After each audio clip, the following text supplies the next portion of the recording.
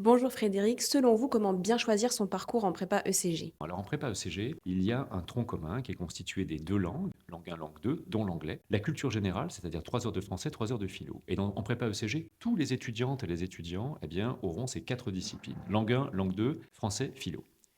Et ensuite arrive la question des parcours. Qu'est-ce que cela veut dire? Ça veut dire que, outre ce tronc commun, il n'y a pas de choix là-dessus, il faudra que chaque étudiante, chaque lycéenne ou chaque lycéen en terminale, sur Parcoursup, choisisse, et pas d'inquiétude, les parcours sont référencés sur Parcoursup dans chaque établissement, qu'ils choisissent entre maths appliquées et maths approfondies, et puis économie ou géopolitique. Ça veut dire 4 parcours possibles. Maths appliquées éco, maths appliquées géopo, maths approfondies éco, maths approfondies géopo. Voilà. Donc 4 parcours possibles auxquels s'ajoutera le tronc commun. Ça c'est sur le papier. En pratique, tous les lycées ne proposent pas les 4 parcours pour des raisons historiques.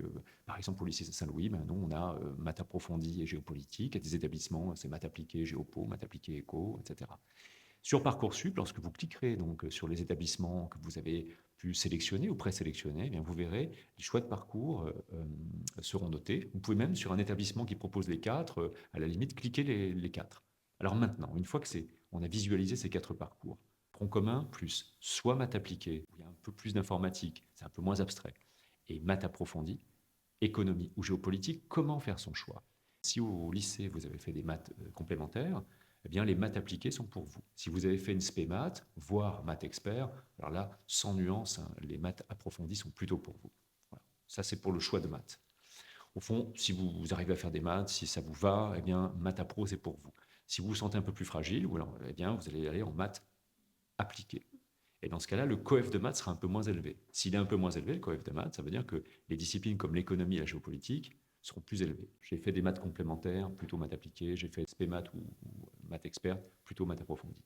Quant au choix de parcours maintenant sur économie ou géopolitique, eh bien là, ça dépend de vous. À partir du moment où vous avez fait l'histoire dans le tronc commun, vous pouvez évidemment faire de l'histoire, géographie, géopolitique en classe prépa. Si vous avez fait la spé éco, vous pouvez faire de l'éco, vous pouvez glisser en géopo. Si vous avez fait la spé géopo, vous pouvez faire de la géopo, glisser en éco. Il faut vous dire que on ne demande pas de niveau spécifique d'économie ou de géopolitique à l'entrée en classe prépa. La seule chose qu'on demande, c'est que vous n'ayez pas arrêté les maths au lycée. Au lycée Saint-Louis où j'enseigne, j'ai environ un tiers d'élèves qui ont fait des maths et de l'éco, un tiers qui a fait des maths et de la géopo, et un tiers qui a fait des maths et autre chose, maths physique, maths bio, maths langue, etc. Ce qui compte, c'est les maths.